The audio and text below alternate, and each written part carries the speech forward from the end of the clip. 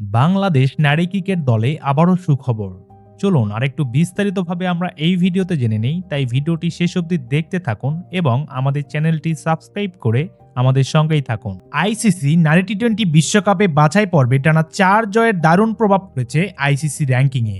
Group পর্বের 4 ম্যাচেই জয় পেয়ে আত্মবিশ্বাসের চূড়ায় আছে বাংলাদেশের মেয়েরা। এই সাফল্যের মূল নায়ক ছিলেন ব্যাট হাতে ওপেনার শারমিন আক্তার। 4 ইনিংসে 156 রান করে তিনি এখন টুর্নামেন্টের দ্বিতীয় সর্বোচ্চ রান সংগ্রাহক। যুক্তরাষ্ট্র ও আয়ারল্যান্ডের বিপক্ষে করা দুটি হাফ সেঞ্চুরির পুরস্কার হিসেবে আইসিসি টি-20 ব্যাটারদের র্যাঙ্কিংয়ে 22 ধাপ এগিয়ে যৌথভাবে 35 নম্বরে উঠে এসেছেন তিনি। ব্যাটারদের তালিকায় আরও উন্নতি করেছেন শোবানা মোস্তারি। 50 না পেলেও টানা 4 ম্যাচেই ধারাবাহিক রান করে তিনি 11 ধাপ এগিয়ে যৌথভাবে 52 নম্বরে জায়গা করে নিয়েছেন।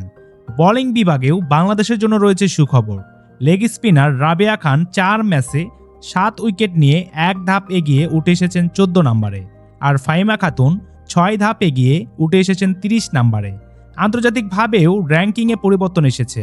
স্কটল্যান্ডের 20 বছর বয়সী ক্যাথরিন ফ্লেজার ব্যাট, বল ও অলরাউন্ডার 3 বিভাগেই বড় লাভ দিয়েছেন। অলরাউন্ডারদের র্যাঙ্কিংয়ে তিনি 39 ধাপ এগিয়ে এখন 25 নম্বরে। সব মিলিয়ে বলাই যায় বাংলাদেশ নারী ক্রিকেট শুধু ম্যাচই জিতছে না, বিশ্ব র্যাঙ্কিংয়ে শক্ত অবস্থান তৈরি করছে। এই ধারাবাহিকতা ধরে রাখতে পারলেই সামনে অপেক্ষা করছে আরও বড় সাফল্য। সম্মানিত ভিউয়ার্স, ভিডিওটি এই পর্যন্তই ছিল। বাংলাদেশ নারী ক্রিকেট টিমের এই সাফল্য ঘিরে আপনার যদি কোনো মতামত থাকে তাহলে আপনি ভিডিওর নিচে কমেন্ট করে জানাতে পারেন। ভিডিওটি ভালো লাগলে একটি লাইক দিয়ে আমাদের চ্যানেলটি সাবস্ক্রাইব করে আমাদের সঙ্গেই থাকবেন। ভিডিওটি শেষ অবধি দেখার জন্য ধন্যবাদ।